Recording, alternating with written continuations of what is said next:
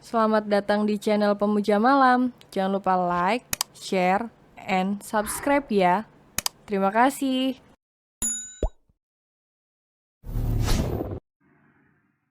Chapter 20. Gombal. Sementara itu di barisan paling belakang arak-arakan ini, nampak Lingga dan Banyu juga turut mengiringi.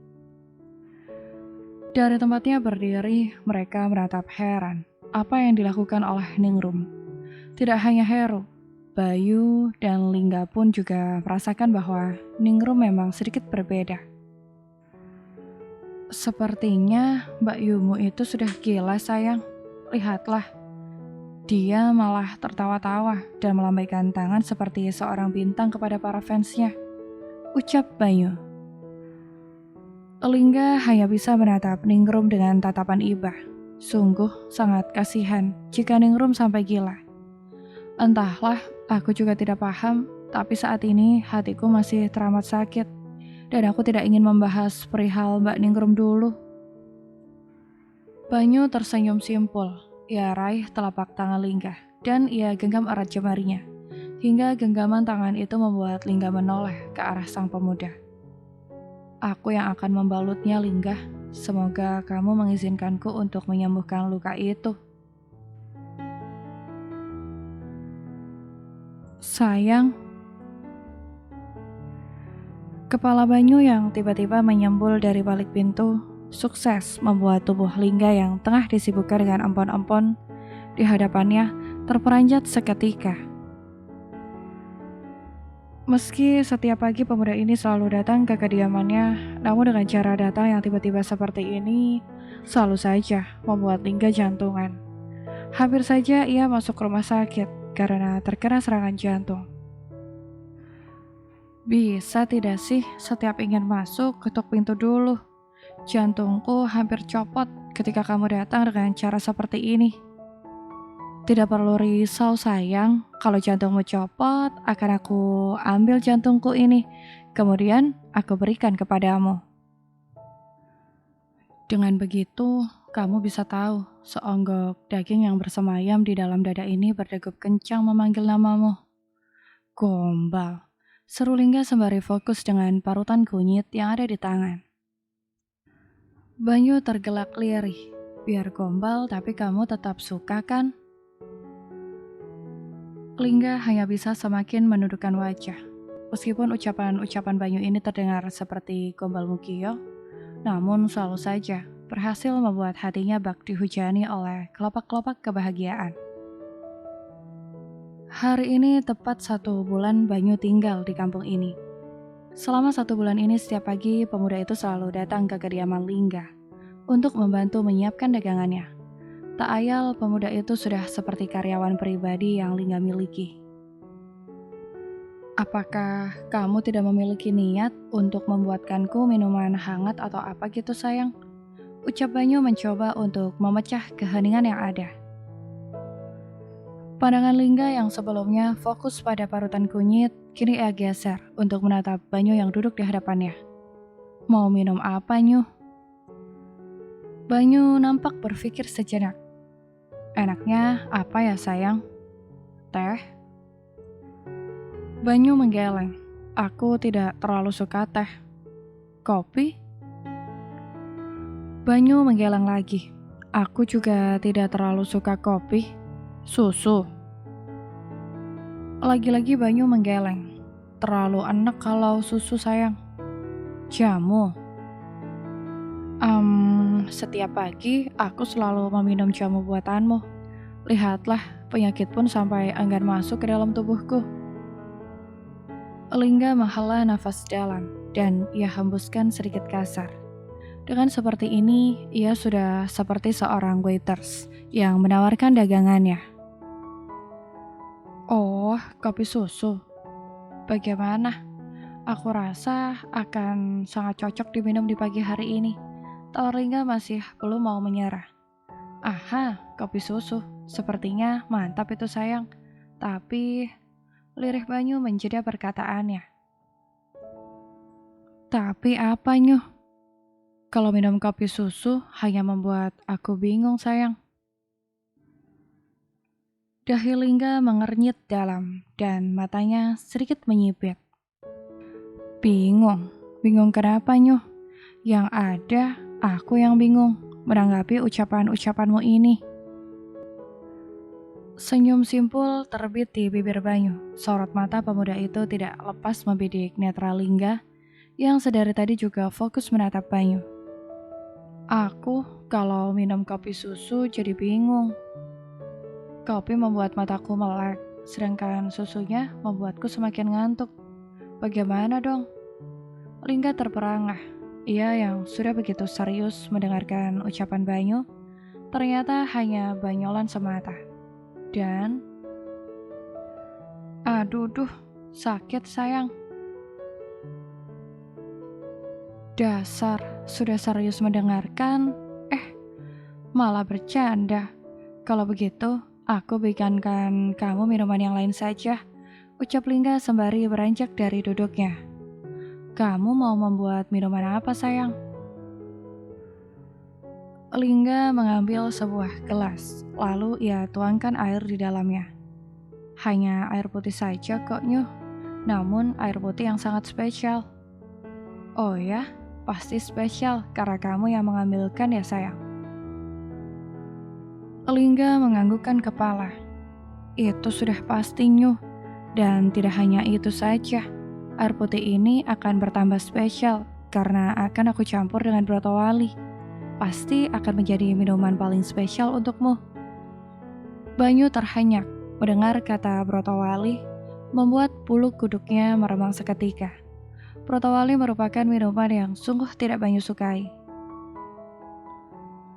Lingga berbalik badan, sembari membawa minuman menyeramkan di mata Banyu itu. Sedangkan Banyu juga ikut beranjak dari posisi duduknya. Bagaimana sayang, ini minuman spesial bukan? Ucap Lingga dengan suara yang begitu lembut, berbeda dari biasanya. Sayang, jangan bercanda. Aku bisa muntah jika meminum minuman itu sayang. Tapi ini spesial buatanku loh sayang, masa kamu tidak menghargai sedikit pun? Ujar Lingga semakin merapatkan tubuhnya ke tubuh Banyu. Banyu menggelengkan kepala, sembari melangkah mundur. Pemuda itu benar-benar nampak ketakutan setengah mati. Jangan sayang, aku tidak mau minuman itu. Ayolah sayang, sedikit saja. Jangan sayang, aku tidak mau. Pada akhirnya Banyu berlarian mengelilingi Amben yang berada di dapur. Keduanya nampak kejar-kejaran seperti seorang ibu yang tengah membujuk sang anak untuk meminum obat. Namun tiba-tiba tubuh Banyu terjatuh setelah terpeleset kulit pisang, yang entah bagaimana ceritanya tiba-tiba bisa ia injak. Ia jatuh dalam posisi terlentang dan apesnya, Lingga yang tidak bisa mengerem tubuhnya, seketika mengejar Banyu juga ikut terjatuh. Kini posisi keduanya saling menindih dengan bibir saling menyentuh. Sejenak mereka menikmati segala suasana intim yang tiba-tiba terasa. Banyu yang merasakan kehangatan sentuhan bibir Lingga seakan tidak ingin mengakhirinya.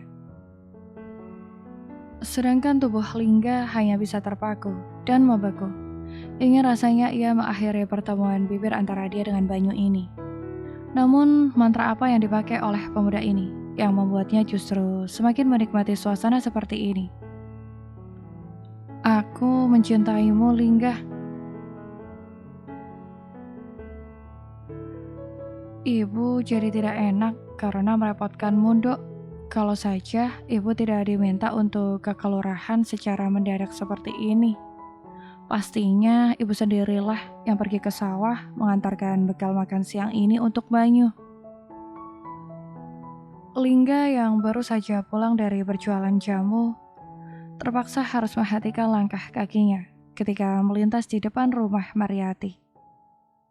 Rupa-rupanya wanita paruh baya itu membutuhkan bantuan darinya, mengantarkan bekal makan siang untuk Banyu yang tengah berada di sawah. Tidak apa-apa, Bu.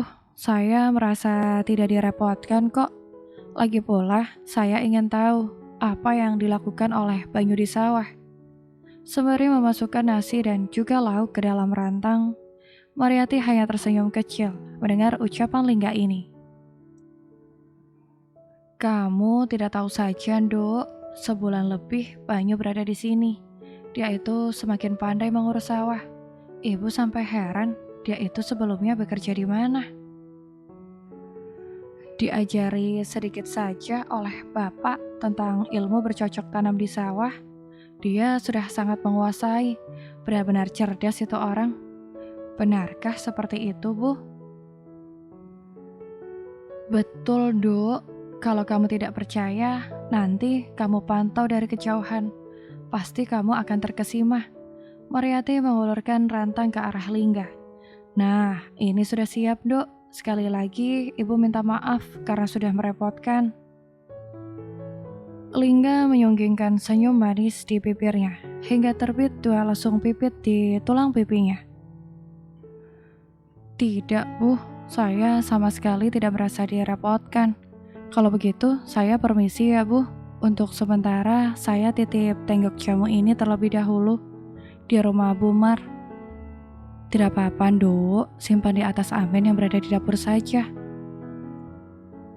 Baik, Bu. Suara traktor sawah terdengar menggema, memekak telinga. Alat pertanian yang dikendalikan oleh manusia itu nampak berputar, mengelilingi bidang-bidang sawah sebagai pertanda bahwa musim tanam telah tiba. Lingga nampak begitu bersemangat, menjajakan kakinya melewati pematang sawah yang terhampar luas di area persawahan ini. Tanpa alas kaki, wanita itu nampak begitu bahagia, menikmati suasana siang hari di pedesaan seperti ini. Meskipun terasa terik, beruntung awan-awan tipis yang membentuk jaring-jaring kapas menampakkan wajahnya, sehingga bisa sedikit meredam rasa terik itu. Banyu, berhenti dulu. Aku membawakan makanan untukmu. Lingga berteriak lantang ke arah Banyu yang tengah sibuk mengendalikan traktor untuk membajak sawah milik Prasojo ini. Tak selang lama pemuda itu berbalik badan dan menggiring manik matanya ke arah sumber suara. Lingga, ada apa? Teriaknya pula, karena saat ini posisinya berada di ujung bidang sawah milik Prasojo yang memiliki luas setengah hektar. Lingga mengangkat rantang yang ia bawa. Kemarilah, kamu makan terlebih dahulu. Aku membawakan makan siang untukmu. Melihat kedatangan sang pujaan hati, lengkap dengan rantang, membuat hati Banyu kegirangan. Gegas ia mengarahkan traktornya ke arah Lingga berada. Tak selang lama, pemuda itu tiba di dekat Lingga. Kamu membawakan makanan untukku, sayang. Tanya Banyu dengan raut wajah bersinar. Ia mulai naik ke pematang sawah dan duduk di samping Lingga. Memang aku yang bawa, tapi ini semua masakan Bu Mar. Aku hanya bertugas mengantarkannya saja. Aduh, manis sekali calon istriku ini. Kalau kamu sudah menjadi istriku, pasti aku akan lebih senang karena setiap hari bisa memakan masakanmu. Lingga hanya tersipu malu. Banyu memang berbeda dari Heru. Pemuda ini tahu betul membuat hatinya berbahagia. Meskipun hanya dengan kata-kata sederhana, namun sungguh ini semua merupakan pengalaman pertama yang ia rasa. Dipuji dan merasa dibutuhkan oleh seorang pria. Sudah, bersihkan tanganmu terlebih dahulu. Setelah itu, makanlah. Titah Lingga mencoba untuk menutupi kegugupannya. Bersambung.